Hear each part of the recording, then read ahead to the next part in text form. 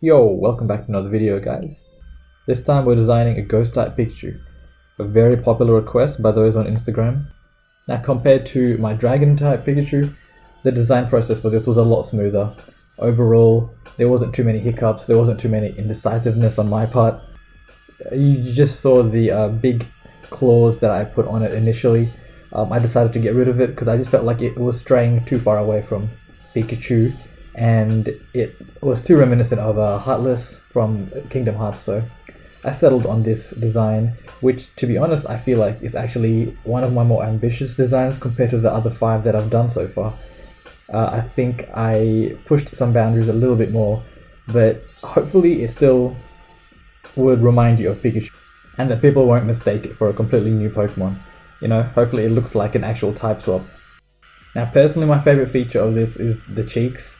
How it sort of has like this sort of a spiritual aura that emanates from it and loops around and back.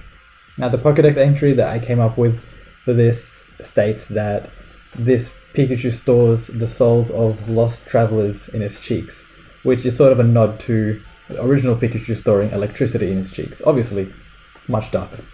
Now I still didn't want to go with like a scary-ish design. It's still Pikachu, you know, you still want it to look cute and lovable. So I still made sure I had the round sort of belly. I also like the aspect of the dislocated, or sort of the floating feet. That was I wasn't entirely sure if that was gonna look alright, but I think it turned out okay. Now, as for the color scheme, my initial inclination was to go with a purple, like a dark purple maybe, but I tend to do that a lot with my ghost type swaps. That's what I did with my ghost type evolution, and that's what I did with my ghost type Dragonite and a few others. So I wanted to go a bit different this time. Besides, I feel like I'll be using purple with the poison type anyways. So I went with like this really dark, almost greyish. It's actually like slightly purple. I couldn't completely stay away from it, but it's mainly like it's almost black. Really, it's like really dark, and that really pale grey, which again, my bad. It's actually like a really pale purple.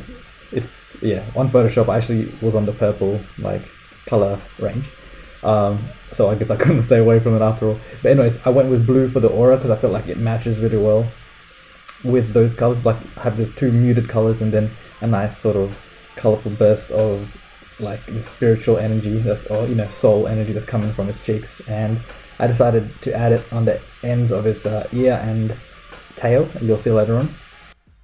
I also vertically flipped that spiky pattern that is on its body.